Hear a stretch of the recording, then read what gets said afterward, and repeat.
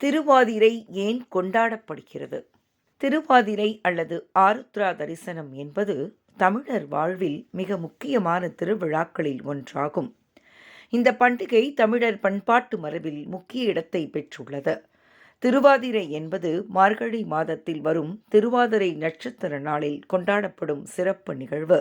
இந்த நாளை தமிழர்கள் பக்தி பரவசத்தில் கொண்டாடி மாவிலாக்கொடி, மஞ்சள் போன்றவற்றால் வீடுகளை அலங்கரித்து கொண்டாடுவர். திருவாதிரை கொண்டாட்டத்திற்கு பின்னால் பல காரணங்கள் உள்ளன. திருவாதிரையின் முக்கியத்துவம். திருவாதிரை என்பது தமிழ் சிவபக்தர்களுக்கு பெரும் திருநாளாகும். இந்த நாளில் சிவபெருமான் நந்தி வாகனத்தில் உலா வந்து ஆனந்த தாண்டவத்தை அரங்கேற்றினார் என்று நம்பப்படுகிறது. இதனால் சிவபெருமான் திருவாதிரை மகத்துவத்தில் சிவலிங்கமாக வழிபடப்படுகிறார். திருவாதிரைக்கு சார்ந்த சில புராண கதைகள் உள்ளன. அவற்றில் ஒன்று காமதேவனின் கதையாகும்.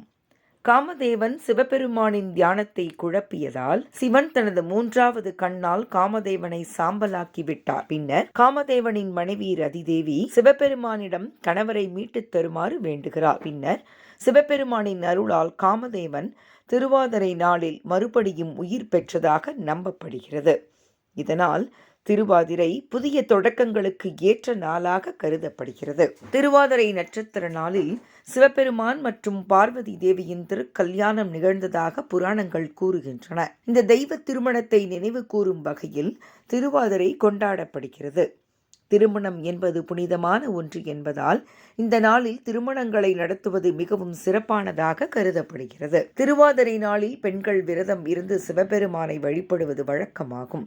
அதிகாலை ஆறுகள் வழிபாடு மற்றும் குளியல் முடித்து சிவபெருமானுக்கு விரதம் வைத்து சிறப்பு பூஜைகள் செய்வர். மேலும் அவியல் மற்றும் கழங்கூட்டு போன்ற வித்தியாசமான உணவுகள் திருவாதிரை சிறப்பிற்காக தயாரிக்கப்படுகின்றன. இந்த உணவுகள், குறிப்பாக அவியல், திருவாதிரை நாளில் பிரசாதமாக வழங்கப்படும். திருவாதிரை விரதம் பொதுவாக பெண்களால் மேற்கொள்ளப்படுகிறது. இந்த விரதத்தை மேற்கொள்வதால் குடும்ப நலமும் சகல வளங்களும் கிடைக்கும் என்று நம்பப்படுகிறது. மேலும் விரதத்திற்கு பின்னர் திருவாதிரை களி எனப்படும் ஒரு பச்சரிசி மற்றும் வெள்ளக்கலவையை படைத்தல் வழக்கமாக கொண்டாடப்படுகிறது.